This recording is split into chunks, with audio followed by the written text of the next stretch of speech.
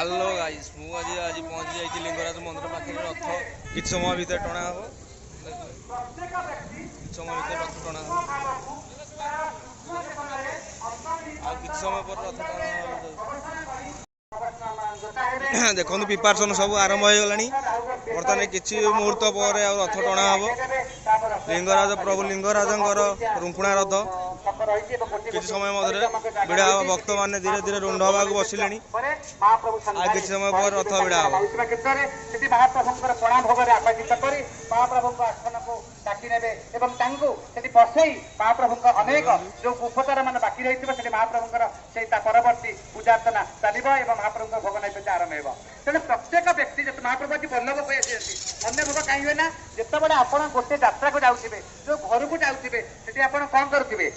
ନା ଯେତେବେଳେ ଆପଣ କୌଣସି ବିଦେଶ ଯାଉଛନ୍ତି କୋଉ ଯାତ୍ରା ଯାଉଛନ୍ତି ସକାଳ ବଲ୍ଲଭକୁ ଜଳିଖିଆ ଭୋଗ ମହାପ୍ରଭୁଙ୍କର ଯୋଉ ଜଳିଖିଆ ଖିଚୁଡ଼ି ଭୋଗ ମହାପ୍ରଭୁ ଖାଇ ଆସିଛନ୍ତି। ମହାପ୍ରଭୁ ଭକ୍ତ ପାଇଁ ମହାପ୍ରଭୁ ପଳେଇ ଆସିଛନ୍ତି। ଦେଖନ୍ତୁ ଭକ୍ତଟି ମାନସିକ କରି ରଥ ଯୋଉ ଚକ ତଳେ ତା ନଡ଼ିଆ ସବୁ ରଖିଦେଉଛି ଯୋଉ ନଡ଼ିଆ ଯୋଉ ଭାଙ୍ଗିବ ତା ମନସ୍କାମନା ପୂର୍ଣ୍ଣ ହେବ। କୁହାଯାଏ ମହାପ୍ରଭୁ ଯୋଉ ଅନେକ ଉପବାସ ଯୋଉମାନେ କରିଥାନ୍ତି ସେମାନେ ଆଜି ରଥର ଚକ ତଳେ ଯୋଉ ନଡ଼ିଆ ଦେଇଥାନ୍ତି ନଡ଼ିଆ ଭାଙ୍ଗି ସାରିଲା ପରେ ମହାପ୍ରଭୁଙ୍କର ସେ ପାଦୁକା ପାଇସାରିଲା ପରେ ବ୍ରତ ସମାପନ କରନ୍ତି। କାରଣ ଦେଖିବେ ଏ ରଥର ଗୋଟେ ବୈଶିଷ୍ଟ୍ୟ ହେଉଛି ଯେ ଏ ରଥ ଯୋଉ ଜଗନ୍ନାଥଙ୍କ ଚକ୍ର ସବୁ ମାନେ କଣ କହିଥାଏ କିନ୍ତୁ ଏ ହେଉଛି ନିଦା କାରଣ ଏ ହେଉଛନ୍ତି ଗୋଳାକାର ଷୋଳ କଳା ଏବଂ ଦ୍ୱାଦଶ ହେଉଛନ୍ତି ମହାପ୍ରଭୁଙ୍କର ଏଇ ଚକ ଏ ଯୋଉ ଚାରି ଚକ ହେଉଛନ୍ତି ଏ ଚକରେ ଆପଣ ଦେଖିବେ କୌଣସି କଣା ନାହିଁ କୌଣସି ଜାଗାରେ କାରଣ